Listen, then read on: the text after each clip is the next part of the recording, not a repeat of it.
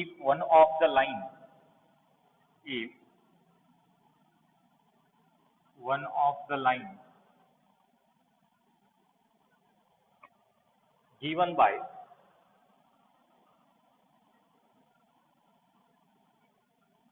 ax square plus 2hxy plus by square equal to 0 is perpendicular to px plus qy equal to 0, show that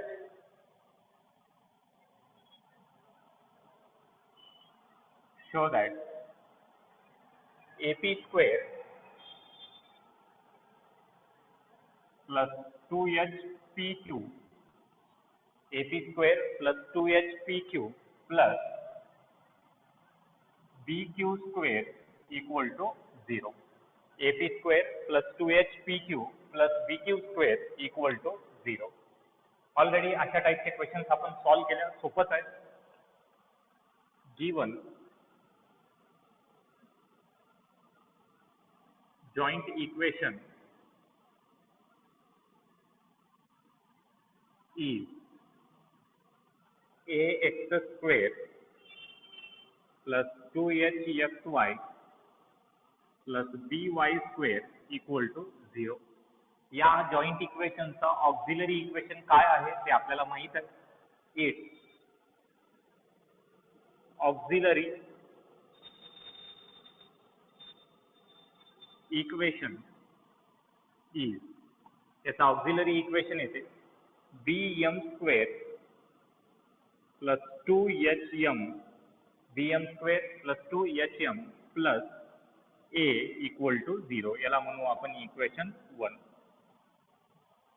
auxiliary equation मध्ये quadratic equation आहे ज्याच्यामध्ये m चे roots आपल्याला काढायचे असतात, म्हणजे m चे व्हॅल्यूज या क्वाड्रॅटिक इक्वेशनला सॅटिस्फाय करतात.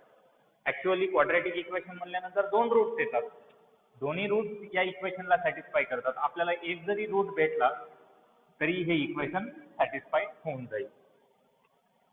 एक रूट इथून मिळून जाते px प्लस वाय qy पासून. आता एक लाईन दिली आहे आपल्याला px प्लस qy, त्या लाईनचा आधी आपण स्लोप आणून घेऊ. Slope of the line px plus qy equal to 0 is, एखाद्या लाईनचं स्लोप कसं काढायचं, minus of coefficient of x divide by coefficient of y, हे होईल p upon q, coefficient of x divide by coefficient of y, त्याला minus sign.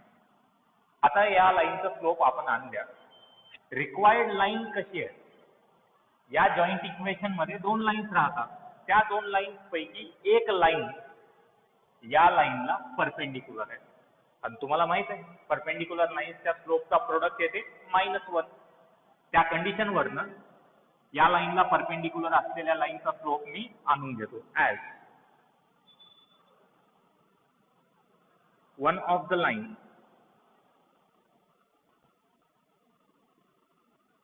lines represented by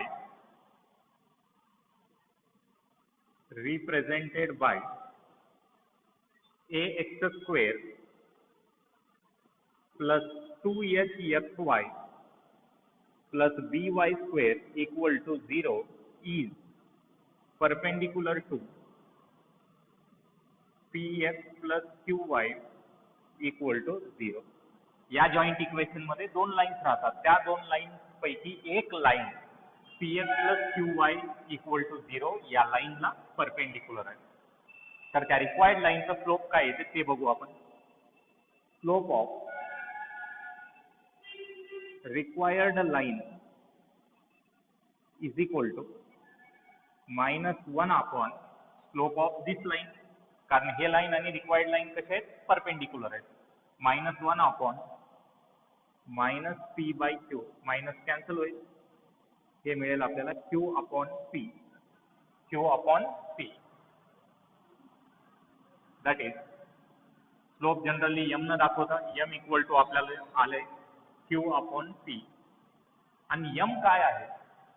या auxiliary इक्वेशनचा root आहे, which is root of the auxiliary equation.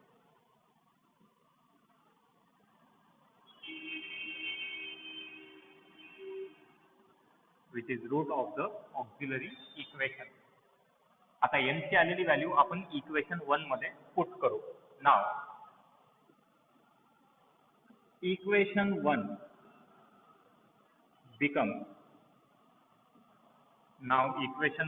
becomes b into q upon p square, b into m च्या जागी q upon p plus 2h q upon p plus a equal to 0. हे होईल b q square divided by p square plus 2h q upon p plus a equal to 0. तिन्हीचा denominator same करू आपण. त्यासाठी इथं P square आहे, इथेही P square आणायचा प्रयत्न करू. त्यासाठी आपल्याला multiply and divide by P करावं लागेल. इथं काही नाही म्हणजे 1 असेल. या जागी मल्टिप्लाय अँड डिवाइड बाय आपण पी स्क्वेअर करू. आता तिन्हीचा डिनॉमिनेटर सेम झालाय, दॅट इज पी स्क्वेअर. हे होईल b q square plus 2h p q plus a p square equal to 0. डिनॉमिनेटरचा पी स्क्वेअर तिकडे जाऊन 0 ला मल्टिप्लाय होते. हे होईल. आता आपल्याला टर्म काय आणायचंय? A p square plus 2h p q plus b q square. Almost आणल्याच आपण. B q square plus 2h p q plus a p square equal to 0. P square तिकडे जाऊन 0 ला मल्टिप्लाय झाले, that is a p square plus 2hpq plus bq square equal to 0. Hence proved.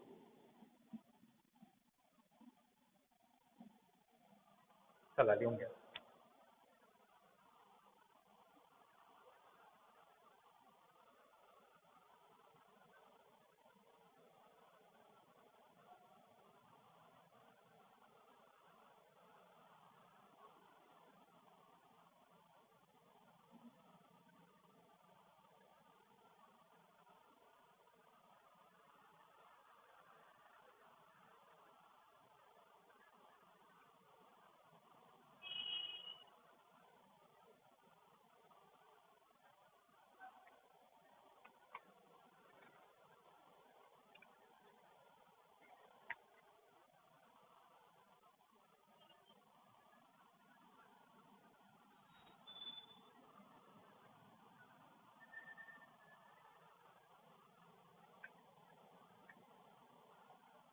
त्यानंतर question number 8.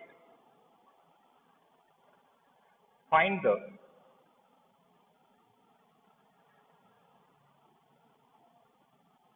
joint equation. Find the joint equation of the pair of lines of the pair of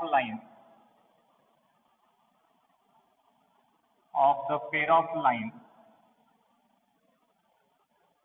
through the origin through the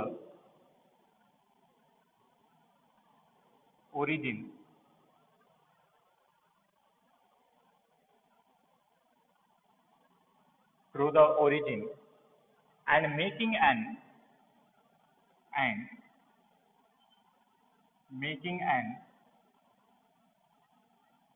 equilateral triangle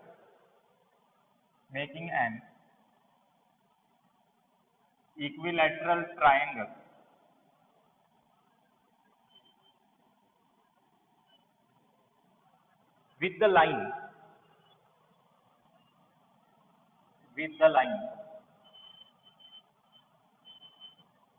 y equal to 3, with the line y equal to 3, making an equilateral triangle with the line y equal to 3.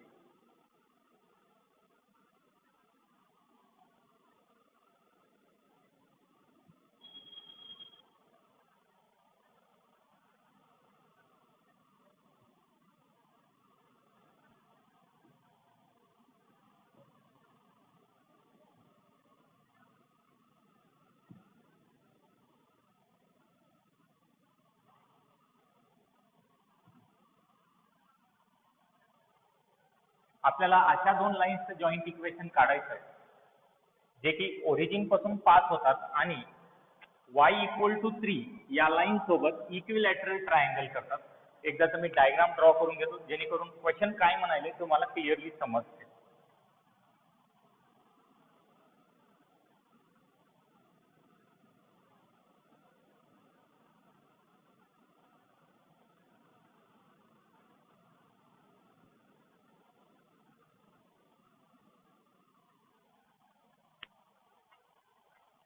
Suppose 1 2 3 इथं आहे line y equal to 3,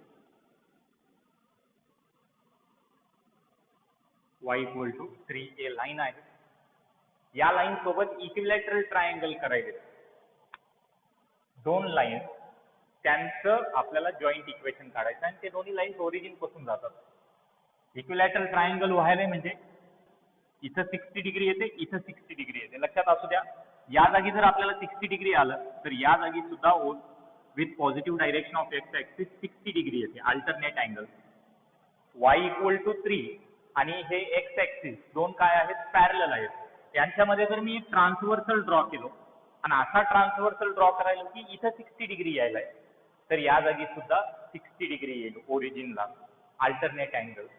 म्हणून मी इथून इकडे न draw करता एक 60 डिग्रीवर inclination असलेली line draw करतो.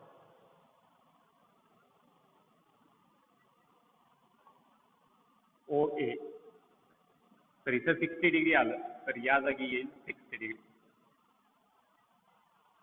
हे झालं ओ ए लाईन. तुम्हालाही माहित आहे इथं 60 डिग्री आहे, या जागी सुद्धा 60 डिग्री पाहिजे कारण ट्रायंगल जे बनायली इक्विलॅटरल ट्रायंगल बनायली, तिन्ही अँगल 60 डिग्रीचे राहतात. तर मग 60 + 60 मी positive direction of x axis पासून 120 डिग्रीवर 60 + 60 120 डिग्रीवर अजून एक ट्रान्सव्हर्सल ड्रॉ करतो ओरिजिन पासून पास होणार.